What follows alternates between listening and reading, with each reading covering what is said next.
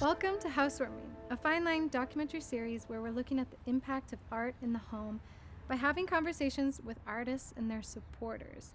Today, we're checking out the home of artist Ivana, who's a recent OCADU grad, and we're joined by her mother, Martha.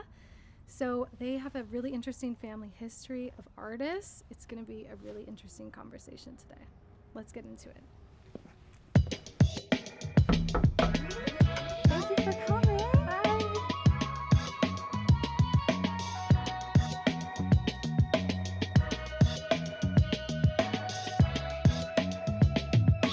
Thank you for coming out here today. Hi, It's welcome nice to our to see you. home. Hi. Thank you for being here.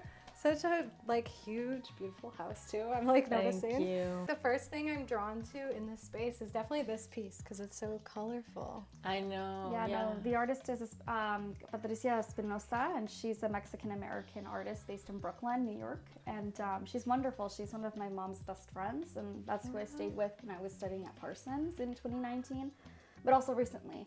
When I was living in Baltimore, I would literally take the megabus and just go over to New York City, and I would just take the subway down to her place. Yeah. That's who I would stay with. Do you know where this is? Yeah, this is a mining town in Chile, actually. Okay. She told me, Yeah. Little town in Chile. So colorful. Yeah. And I love the little tie-in with the pillow. I know it's a small detail, but it's just Yeah. that little splash of really vivid colors. Yeah, well, in the winter here you need that, right? Which is why we have we winter try to blues have are everywhere. color here Right? everywhere. Oh yeah, I feel you. And at this corner here in particular, there's this really subdued piece, but when I looked at it closely, it's got such intricacy to it. Yeah, no, it's all watercolor, and it's from a Mexican-Canadian artist that's named Gabriela Campos, and she's based in Muskoka now. But this is all watercolor on paper, and she really, uses watercolor in a different way. It's not traditionally used. It's a new, different, unconventional approach to that medium. So it's wonderful. I recognize this from GradX. Yeah. I know you exhibitioned in GradX. This is your big piece. Yeah, so I'm one of the only drawers in the drawing and painting program, and so this piece is called Dejection Diptych. So diptych is just two pieces a part of a certain theme or a name as well. This really has to do with my own experience with post-traumatic stress disorder after a friend of mine passed away when I was 17. And so this was really me grappling and really trying to sort of close OCAD on a different note, in a sense where I first came in with a very fresh wound, and I felt a responsibility to showcase that you can heal through art. Yeah. So this was me sort of showing off battle scars in a different way, to really show that you can heal over time and with the right techniques and help. That's really beautiful. When I first see this piece, it does have that raw quality to it.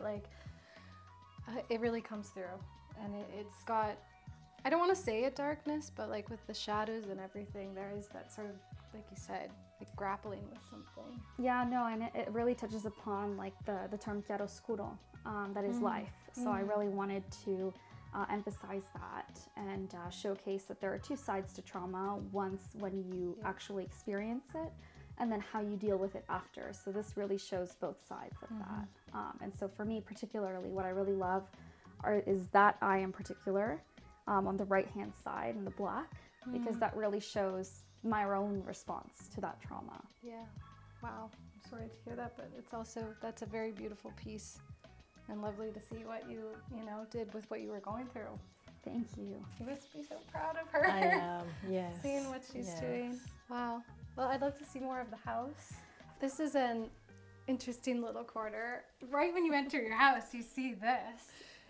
It's a wanted sign from the Wild Wild West. Is there any kind of story there? Yes, there is a very interesting story there. So that's an original wanted sign for Pancho Villa. And he definitely was a key figure, especially in the north of Mexico. And that's a wanted sign because he crossed the border into the U.S. to, steal weapons and stuff, and then went back into Mexico. And, the Americans went looking for him, and they really wanted to catch him because they felt so offended that their territory had been invaded by the revolutionary forces of Pancho Villa. But he was very clever, and he knew the territory way better than the Americans, so he actually had fun sending some troops here over there, to distract them, and then they thought he was there and he was laughing over here about them and all that. They never caught him. It's a big shame on them. And it's a story that I adore. And then my mom received that as a present a long time ago, and she was like, "What am I gonna do with that?" And I was like, "It's mine," So it's been mine ever since, and I love it. So I thought, everyone who comes into this house needs to know we're Mexican. That's why everything we have here is all Mexican art, and related to our home country, because we love Canada, but this is also who we are. Yeah. Now there's so much color over here in this little corner between this and all the tchotchkes on top. Yeah, so these are called artesanías. So these are all handmade artisan products that you find in Mexico, but these are all like artist pieces. So this all have to do with the Genesis, the book of Genesis, and different trees of life. So this is very cultural of Mexico. And La Catrina, skeleton woman, she's fantastic. And these dolls you find in Mexico marketplaces all the time as well. But these are really difficult to find and then bring them back. So this is really our Mexican artisan hub here. And just below that is a painting that I just sold. It will be heading to Norway. Congrats. Thank you. So it will be going to a Mexican household in Norway, in Oslo. And the name of it is Obstruction of the Land, Mexican Homeland. And really, I did this during the pandemic when I was living in downtown, when it was still like lockdowns happening all the time. And really, the colors were inspired by the Poliform Cultural Siqueiros in Mexico City, which is like a building that Siqueiros did murals in. And they're beautiful. And so that color palette there inspired me to create this. And then, of course, to have it almost aligned in a linear way to represent the Mexican blankets and different things that you would find in Mexico all over the place. So that's really an homage to that. And really to bring some color into my life during a dark period of lockdowns. It's like you were saying with the winter and COVID. Color is important. It's it has its own magic, doesn't it? I've noticed this piece in the corner because it looks like your artwork. With the pencil and everything. Is this one of your pieces? Yes. So this piece is called Mad Shadows, and really it has to do with bringing awareness to domestic abuse. And really I did this piece when I was about 17, 18, when I was applying to OCAD actually.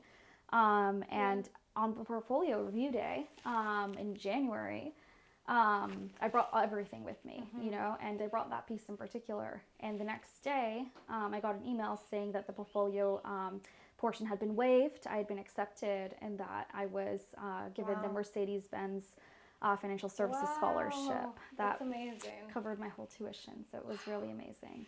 That must have been some good news to get. Yes. I began OCAD with a really great drawing, and I ended it with a really good drawing as well. So you can really see nice. sort of the journey too in the two pieces. Any stories behind these two? Yes, well, these are Siqueiro prints as well, and Siqueiros was a very important Mexican muralist and painter.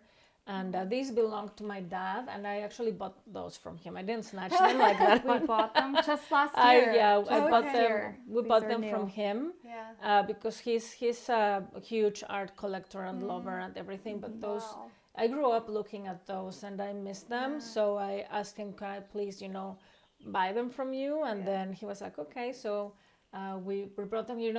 Bringing all of this artwork and things all the way from Mexico to Canada is never easy. It's like a snail, kind of operation where you can bring one thing now, and then maybe a friend comes and you say, "Can you please maybe bring that?" So go to our parents' house and bring it little by little. Like everything you see here is the result of 20 years of trips, right? Coming and going, collective efforts, bringing things here and there. Yeah, because there's no other way. Wow, that's so true. Well, I mean, it sounds like you guys have such an interesting heritage and like family history, so I'd love to sit down with you and learn a little bit more about that.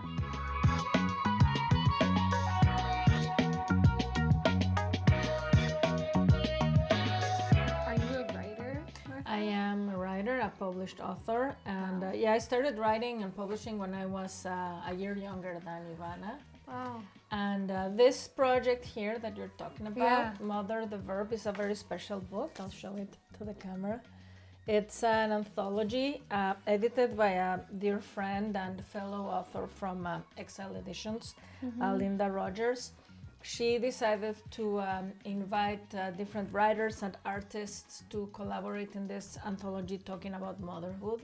So there's a written text by me in there, accompanied by a couple of images from Ivana. So that was lovely to have that collaboration there in that book. That is so cool. Very special, yes. It was during the pandemic, actually. So we were all in lockdown. It was like maybe April 2020 when we got approached, and so this is all on my iPad because like we couldn't go like to art stores or anything like that just yet. Oh God, I didn't even think of how. Yeah, so I went on Procreate and made these. Oh wow. Yeah, so these are all just digital drawings. They don't look like digital drawings. That's really interesting. Wow, that's so cool. But so you have musicians, you have writers, you're a visual artist. So what was like, did you ever think, okay, I want to be a writer like my mom, or a musician, or like how did you land on being a visual artist? So actually the story is really funny. I have a book that I adored when I was a kid, and it was about these two sister witches, and for context, I'm a twin. Is it Twitches? No, yeah. I know this one. Yeah, no, it was just a good witch and a bad witch, and so it was like them trying to get along or whatever. And so I was really drawn to the illustrations. And I remember being in Mexico, and I would take printer paper, put it over the drawings, and they were like dark enough so that I could still see. And I would trace them in Sharpie, and I was like maybe 6 years old. And my grandfather saw that, and so it was really cool is that like he talked to my parents and he was like, is she in art classes? And they were like, no, you know, we put them in skating or I don't know what, ballet, whatever. And so he was like, no, you need to put her in an art class. She's drawing books over and over again. And I lost the illustrations sadly, but I still have the book. And so ever since then, I've been going to art classes in person, always, you know, my whole childhood. And then I landed going to the Richmond Hill Art School. So really, like, the biggest supporters of my whole career are my parents, really.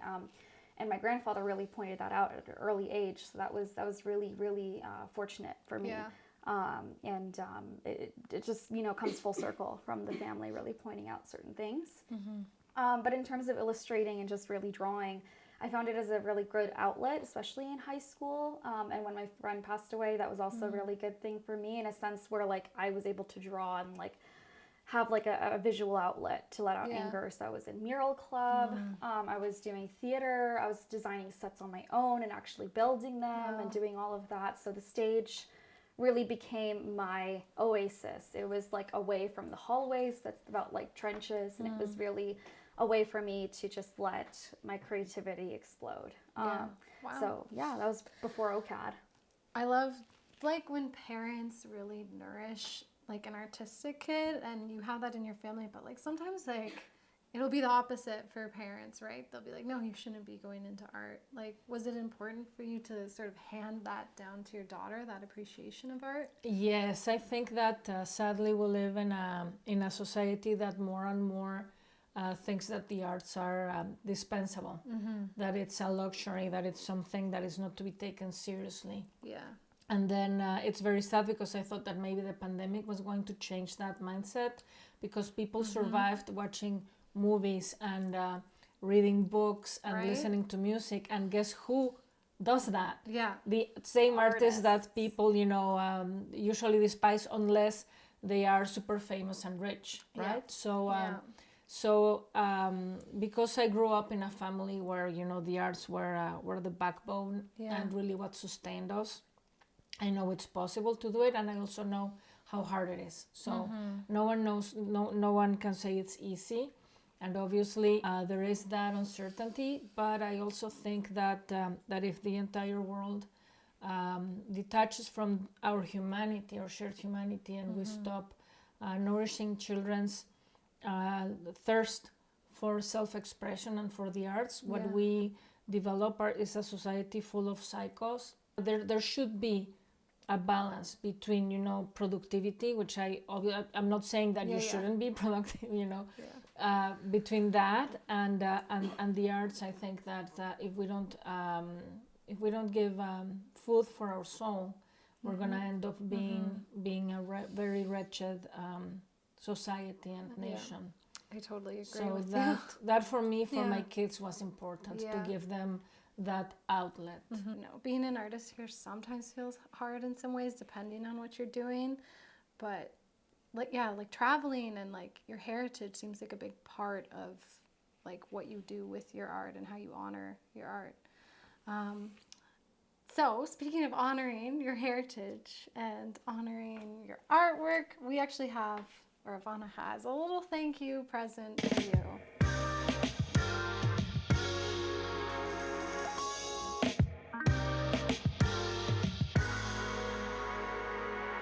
So this is my first lithograph Aw.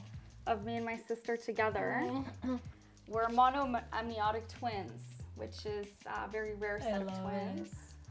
And a lithograph is a very difficult form of printmaking. It is one of the hardest ways to print, but it's mass-produced drawings, basically, to say it all short. But I think there's about 50 or 60 prints that I've made. So Whoa, this is one of them. Yep. I love that it's you and your sister. Well, we got such a big house, we can find somewhere for it. I'm sure I will find out, you know, you see, as you can see, minimalism is not us. Yeah. So I'm gonna find a good spot for this for sure. Thank you. Well, thank you too so much for having us here and for sitting down with this conversation. It's really beautiful to see families supporting each other artistically. Like I said, sometimes it's hard to find, and it's really great you're encouraging your daughter to continue with the arts. And thank you for this conversation. Thank you, Evangeline, for coming here, and thanks to, you know, your crew and everyone and the people who watch this episode. We want to thank them too, and encourage them to foster the arts, support the arts, and support the young artists, and buy their pieces while they're still alive. Yeah, right? True. We want to thank Ivana and Martha for welcoming us into your home, and be sure to check out Ivana's work at the fineline.art marketplace, and we'll see you in the next episode.